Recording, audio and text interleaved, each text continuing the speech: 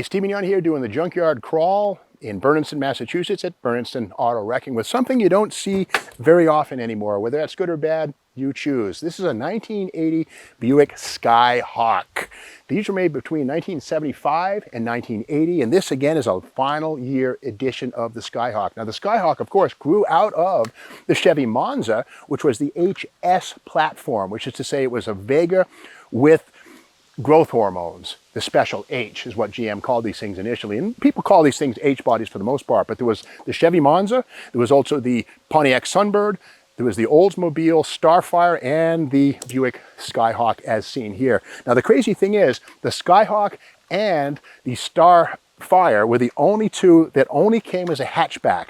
The Monza and the Sunbird could be had as a two-door sedan. Now this is a 1978 Chevy Monza. This is a promo, and this shows us the suspension on these things, kind of unique. This is a torque arm right here, and this is the 7.5-inch rear axle. Check it out. This basic stuff right here was also used in the Gen 3 Camaro, the 7.5-inch ring gear, the torque arm. So basically, Chevrolet sort of prototyped or validated this rear suspension on the Monza, Sunbird, Starfire, and these creatures before implementing it again in 1982 on the 3rd Gen F-Body. Now this one here does have 3.8 liter emblems on it, and check it out, all Skyhawks had the 3.8 liter V6, nothing else. Meanwhile, over at Chevy and Oldsmobile and Pontiac, you could get a 4-banger, this V6, and a 305 V8 or even a 350 V8 in the Monza Spider. So it's kind of an interesting thing. Now this one does have the Skyhawk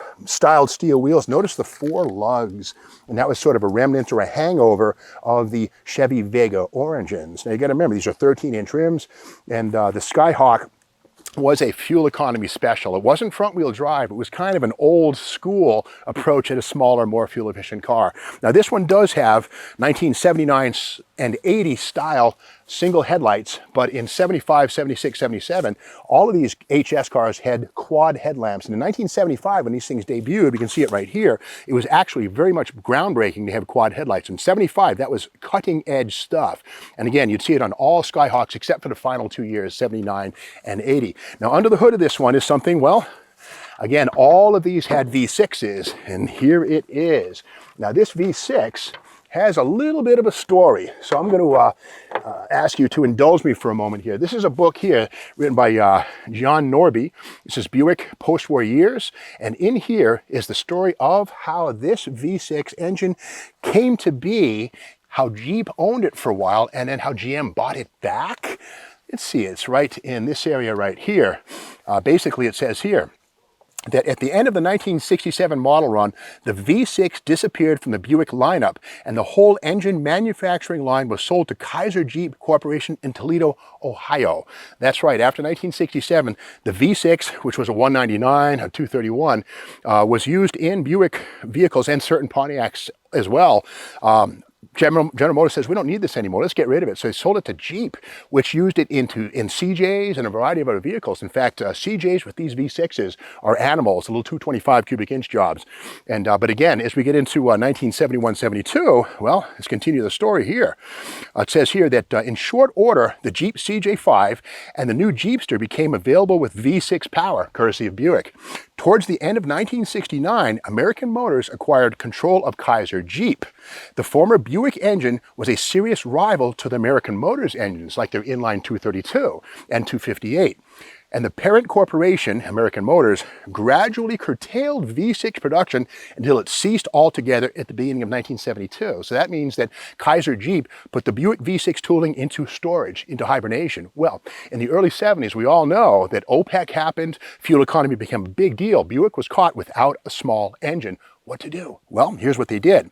It says here, but that was not the end of the road for the Buick V6. When the fuel crisis hit America in 1973, all manufacturers had to scramble to increase production of their smallest displacement engines. Buick was in a bind.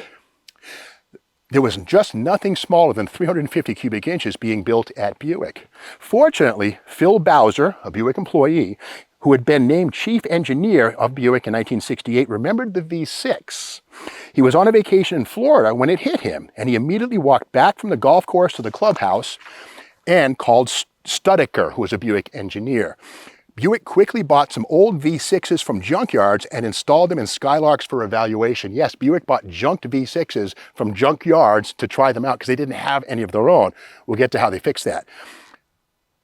A special car was prepared for GM President Ed Cole to test, and he came up to Flint, Michigan, picked up Studeker, the engineer, one afternoon, and they drove together to Toledo, Ohio to look at the V6 engine line in the American Motors plant there. So the GM executives drove to Toledo to look at their old V6 engine line in the American Motors plant, the Jeep plant. It says here, they decided it was complete, the assembly line, and in fairly good shape, and arranged to have the financial people talk to American Motors about putting the line back to work and supplying V6 engines to General Motors until the fuel situation resolved itself. These negotiations broke off near the end of 1973, but in the spring of 1974, Buick purchased the V6 engine line back from American Motors.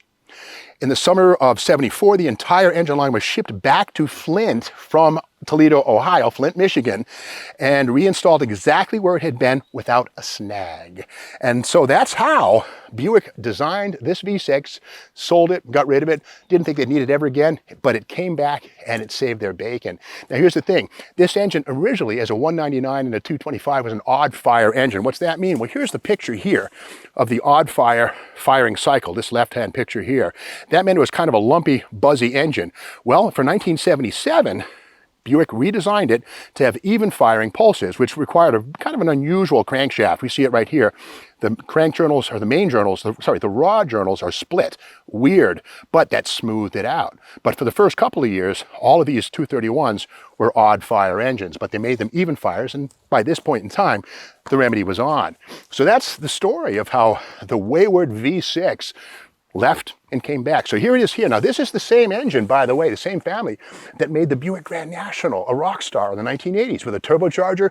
This basic pushrod V6, 3.8 liters, was the thing, again, that made the Grand National what it is today, the legend. The GNX, same guts, right here. Now this was also made as a 4.1 liter, or 252 cubic inches, and that was installed in the first Grand Nationals, naturally aspirated cars, as well as like big full-size Buick LeSabres. But again, this little V6 helped General Motors, or at least Buick, to meet the CAFE standards, the corporate average fuel economy standards that were imposed in 1979. So this engine, you know, although it was an antique, designed in 1961, well, it lived a long life. Now this one here does have an alternator still in place. Here is the smog pump, this thing right here. These things arrived around 1967. This is a belt-driven air pump. It's seized up. But this thing actually pumps air into the exhaust manifolds. This stuff's all missing. But this would help the engine to run a little bit leaner and cleaner. But again, the V6 is a narrow little puppy right here. And again, 231 cubes.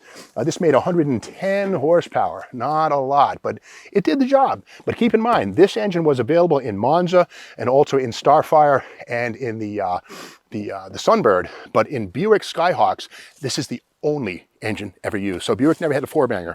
So let's look over here on this side, and inside of this puppy, well, here it is. And again, the Skyhawk was strictly fastback, no sedans. And again, there were never any four-door versions of the SH or HS car. Although rebadged Chevy Vega wagons were branded as Monzas. Not really an HS, it's still a small Vega. But inside of this thing, there it is, man, the sport steering wheel. This one's an automatic. Manual transmissions were possible. And I'll go to your right, Shane, and here's apparently the original owner's manual here inside of the glove compartment. Some cool stuff going on, but you got bucket seat interior, sporty little car, not bad on fuel, but again, this is as good as it got. And I gotta say, when things like the Honda Civic arrived on the scene, the Volkswagen Rabbit, well, a lot of people looking for the ultimate in inexpensive, fuel-efficient transportation saw these for what they were, yesterday's news. But here is the owner's manual right here, the Skyhawk. There it is right there, 1980 Buick owner's manual, Skyhawk. And let's look inside here, just leaf around a little bit. Here it is right there, seatbelt care. I love these line drawings. And the fastback body is beautiful. There was a car called the Pontiac Banshee. It was a show car in the early 1970s. And this tail styling, kind of like the Ferrari 365 Daytona Coupe, really, I'm sure that GM took a long look. In fact, I know that Bill Mitchell, GM's chief stylist, owned a Daytona and undoubtedly would bring it to work from time to time. But all this stuff here inside, how to drive it, And of course, the 80 mile an hour speedometer, how depressing is that? And on the left-hand side, the optional tachometer goes up to $7,000. Yeah, right. More like 4,500 with a little V6. But anyway, just interesting stuff. Now keep in mind that the Monza was the sales leader of all these HS cars, 732,000 sold between 75 and 80. Meanwhile, the little Buick Skyhawk, about 126,000. So like maybe 20% as many Buicks were built as Chevrolet Monzas. But again, these cars had their role in keeping Buick customers satisfied when they needed something smaller and more fuel efficient. By 1981, well, the Buick J-body, the Chevy Cavalier, etc., replaced these rear-wheel drive cars. But as the years pass, these cars are beginning to have a following. And, you know, a lot of folks don't even know that Buick built a version of the Monza. But thanks to Bernardston Auto Wrecking and this salvage yard that's also a classroom, now you know too. Well, that's the story of this puppy. If you liked this episode and you want to see more, be sure to subscribe to the Steve Banks YouTube channel. There's a lot more here at Bernardston Auto Wrecking.